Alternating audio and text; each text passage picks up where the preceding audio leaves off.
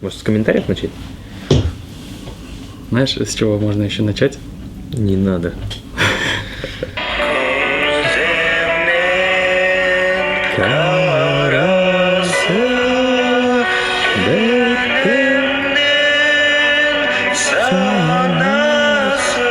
Хорошо поешь, Ты меня мучает там.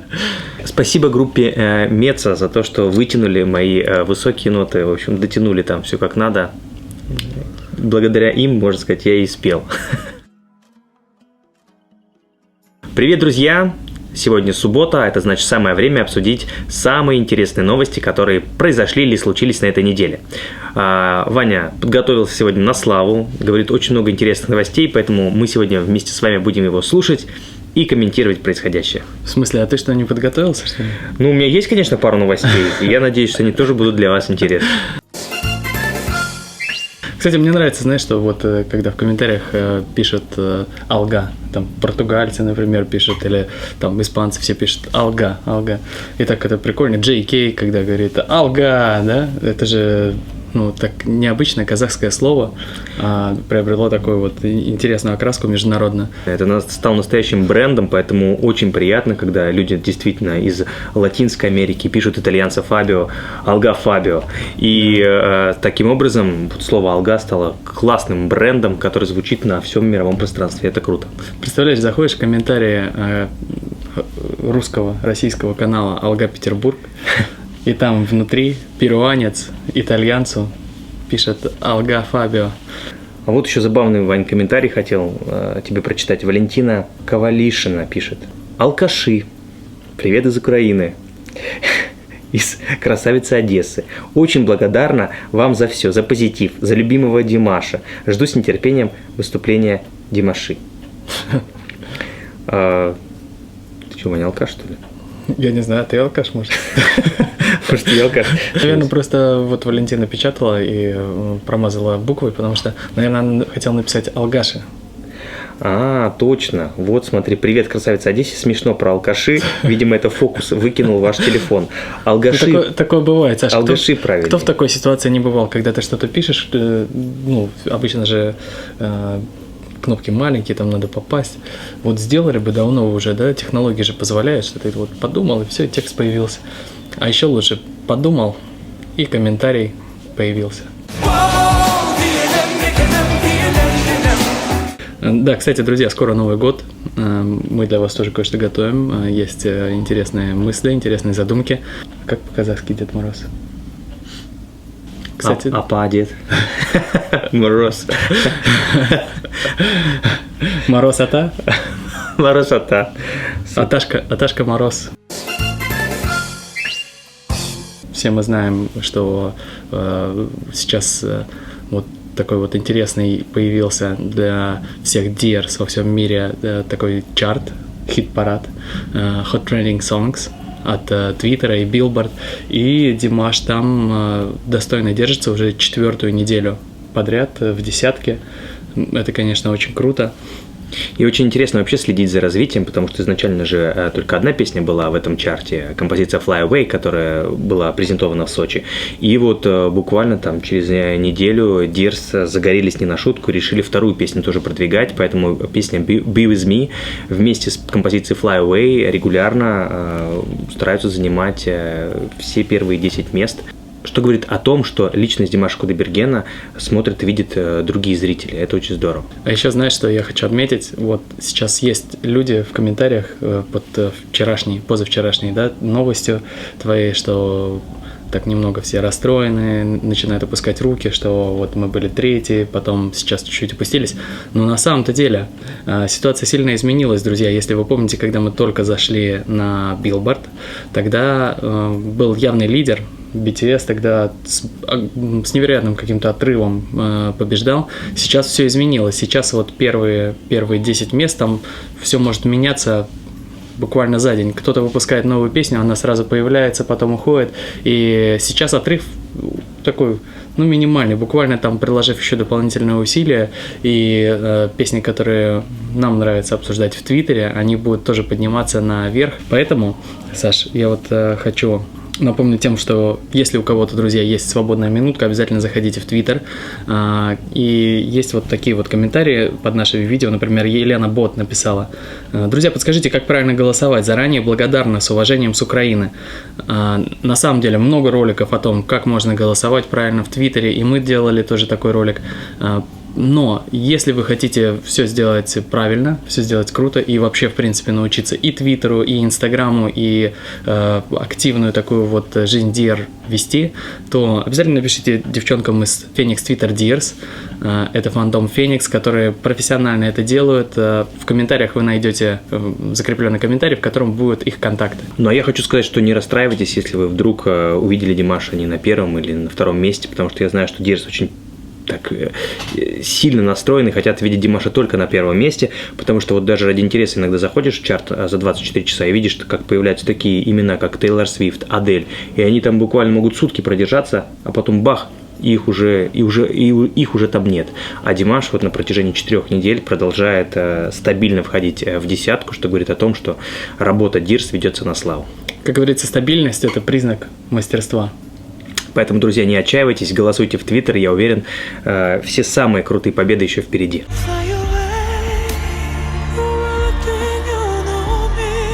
Саша, а пока вот мы следим за всеми обновлениями, которые связаны с Димашем, есть же много еще интересных новостей. Я вот хочу немного разбавить наш эфир, потому что обладатель Грэмми Иманбек находится в Ленобласти. Ух ты, а что этого занесло-то к нам?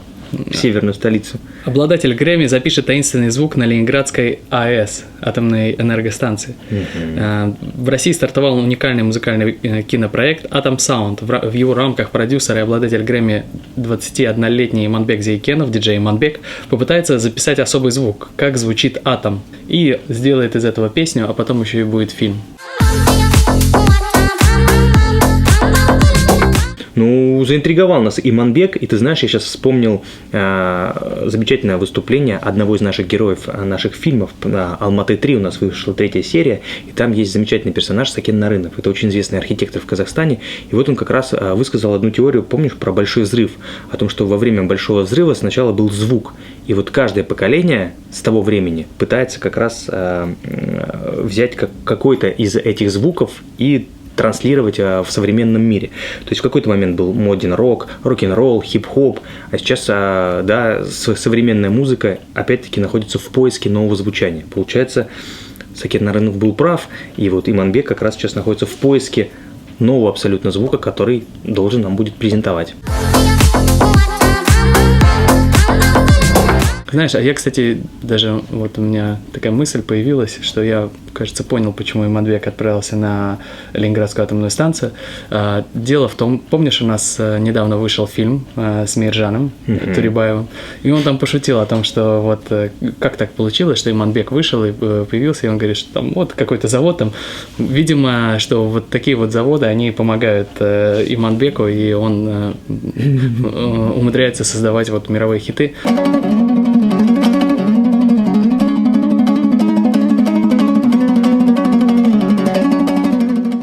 Ваня, ты знаешь, мне еще стало приятно, что вот Иманбек из всех атомных электростанций выбрал именно нашу петербургскую электростанцию. А у нас она особенная, между прочим. А в чем там особенность, Вань? Фильтры износились? Не, у нас классная атомная станция. Я, кстати, был там пару раз в Сосновом Бору, не на самой станции, но вот поблизости. Там, конечно, природа, обалдеть.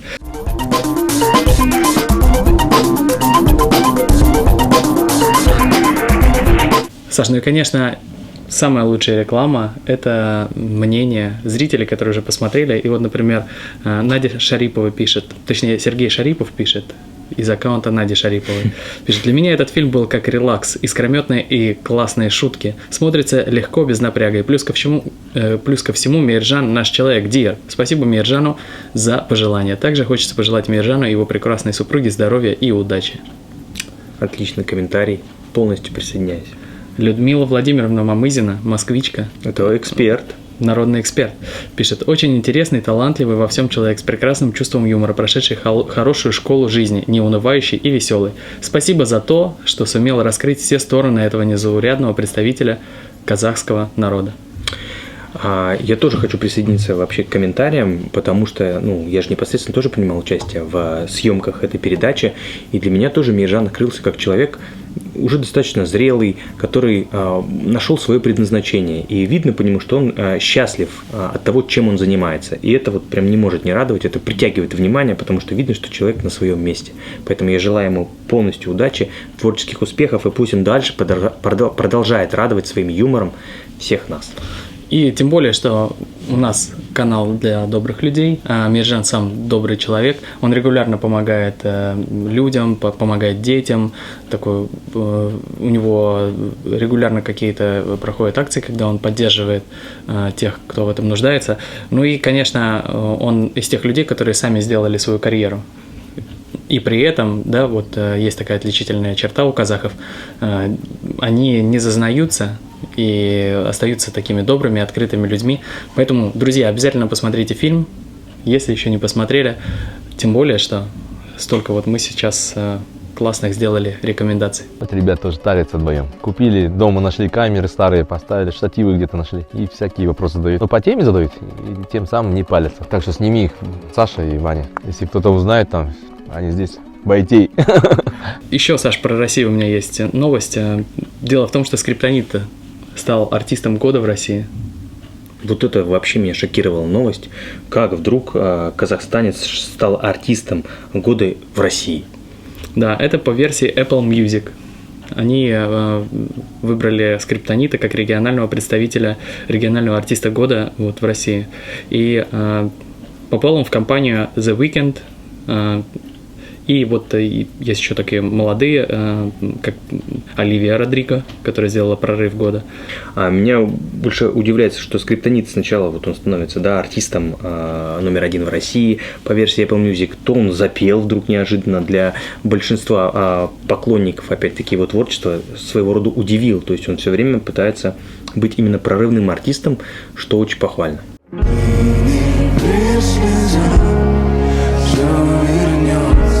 Я вижу, Саш, ты приготовил комментарий.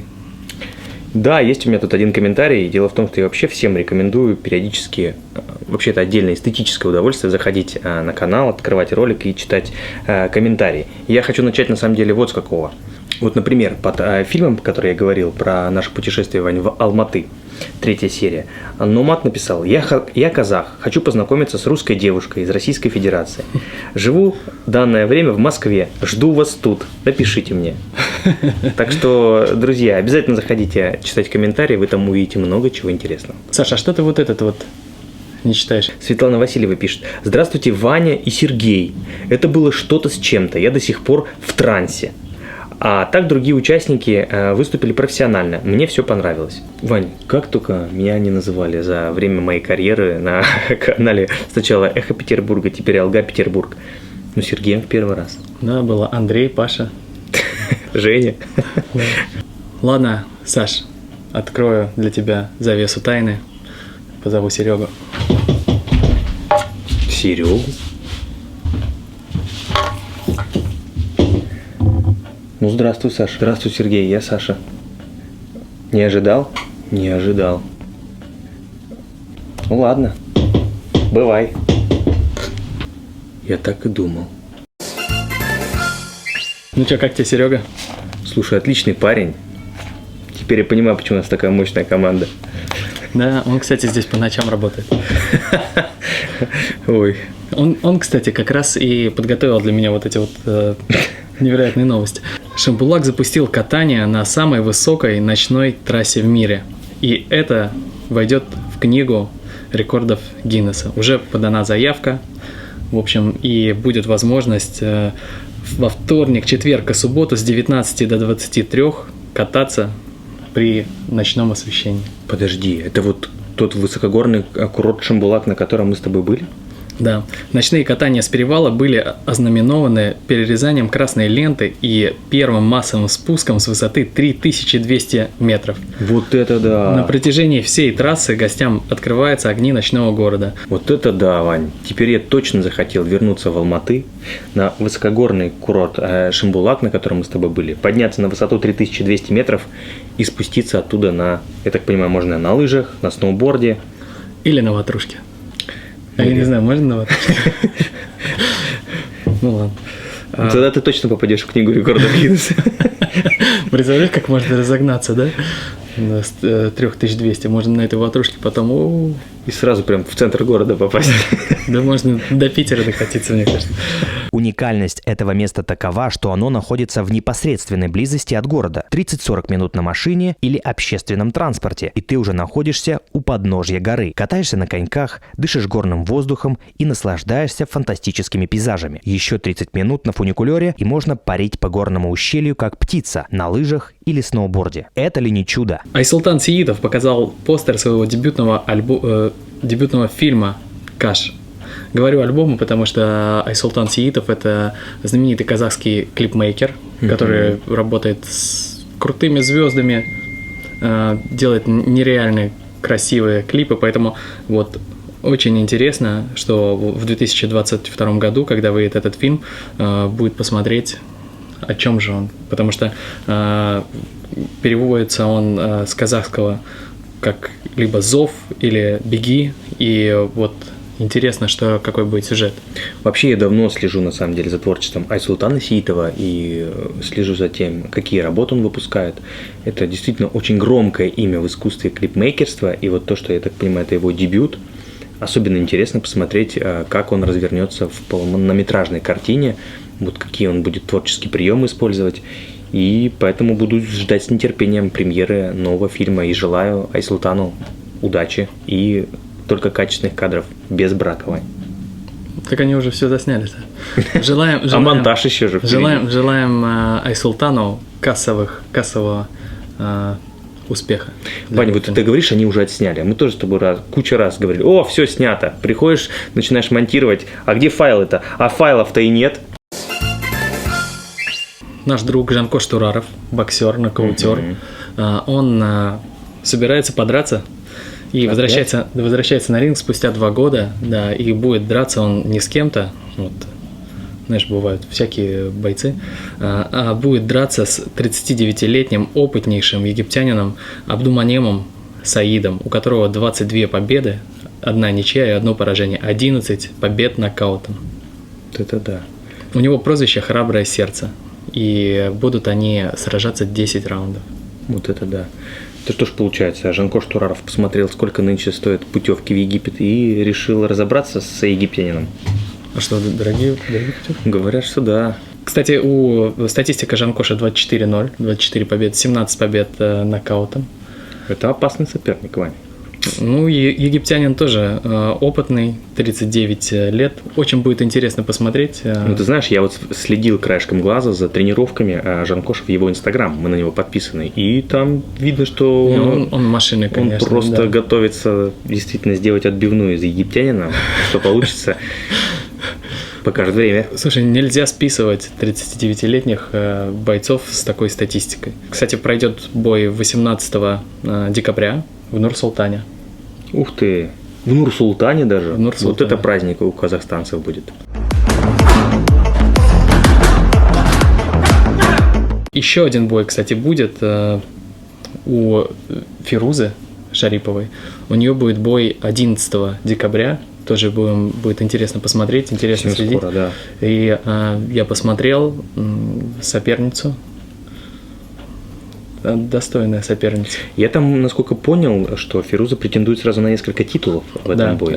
Это бой за звание абсолютного чемпиона, но вот ее соперница прям такая мясорубка. Наводит страх. Тоже мясорубка. Я посмотрел у нее в Инстаграм ее тренировки. Она там дает жару, конечно.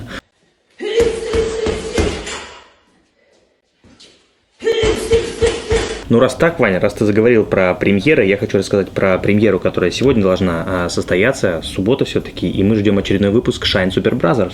Это проект, который идет в Китае, Димаш активно принимает в нем участие, и вот показали новый трейлер специально для поклонников Димаша, и, что самое главное, показали еще несколько кадров, это уже спортивная борьба, сначала вроде как волейбольная площадка, и ты ожидаешь, что будет волейбол, но там какие-то совершенно непонятные правила, участники хватают друг друга за руки, за ноги. Вау. Это баскетбол или волейбол? Это волейбол. Волейбол? Димаш схватил одного из участников прям вот так вот, за грудки, что называется, сзади, поднялся своим ростом, а участник там болтает ножками, говорит, ой, а что так можно было?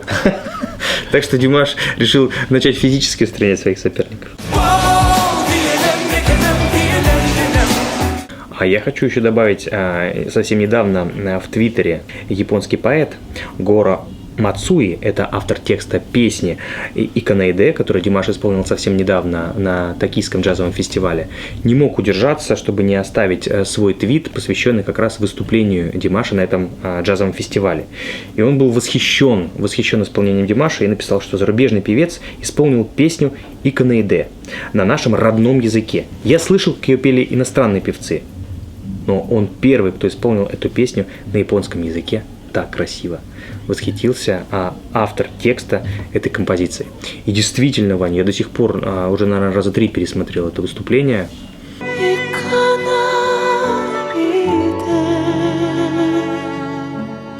Токио джаз-фестиваль в очередной раз удался, и я считаю, в этом тоже заслуга Димаша Кудайбергена с его песней на японском языке. Мы 3 часа следили, ждали Димаша, и 3 часа провели очень интересно, столько было классных там музыкантов, архивные съемки показывали, конечно, классно. Не все мы слушали, потому что приходилось работать, но то, что слышали, было, конечно, круто. Tokyo Jazz's 20th. Саш, есть еще у меня интересная новость, которую мы пока были в Алматы, пока были в Казахстане, пока вот занимались монтажом и до сих пор занимаемся, мы немного упустили. А дело в том, что Казахстан будет выступать на детском Евровидении. Точно. Каждый год же обычно детское Евровидение проходит. И в прошлом году Каракат Башанова прекрасно показала свое выступление и представила свою страну на этом фестивале. Что же будет в этом году? До этого, Саша, я хочу добавить, что Каракат Башанова, она повторила успех Ержана Максима, потому что Ержан Максим за год до этого, он поразил всех и занял 2-е место.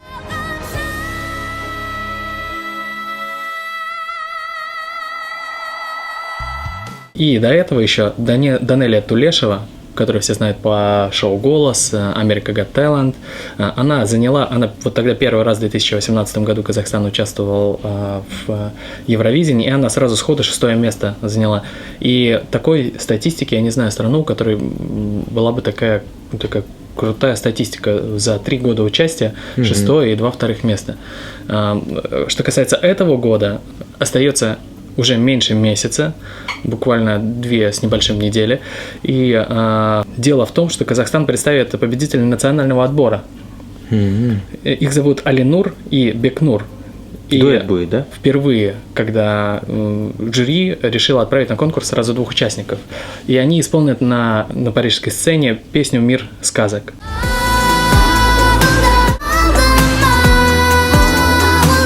И я хочу сказать, Саш, что когда вот был отбор, и было столько шума, и столько было комментариев, и там все сомневались в выборе жюри. Подожди, как могу ли сомневаться, если в жюри был Канат Айтбаев, продюсер номер 1 в мире? Как можно было сомневаться? Ты же знаешь, у нас критиков достаточно. И на нашем канале тоже есть критики, эти 3 дизлайка. Жалко, им дизлайки отключили. Мы это ваши дизлайки видим, друзья. Шума было много. Но сейчас можно сказать, что, конечно, выбор был сделан правильный. И там, кто сомневался в вокальных способностях ребят, а точнее Бекнура, после выхода клипа на канале Евровидения, я думаю, что сейчас они уже, им нечего уже сказать, потому что очень крутой получился клип, очень крутая песня. Их выбрали, наверное, правильно не только за вокальные данные, но и за их вот этот казахский дух. Да. Вообще я скажу, что это такой рискованный шаг вообще, в принципе, отправить дуэт, потому что очень важно, чтобы 2 участника сочетались друг с другом, и вот это действительно тот случай, когда отборочная комиссия очень четко подобрала участников, прям тютелька в тютельку, и 2 этих человека прекрасно сочетаются вместе. Поэтому пожелаем ребятам удачи на Евровидении, пусть они вернутся домой с победой. По духу, Саша, я тебе скажу, они настоящие чемпионы уже сейчас.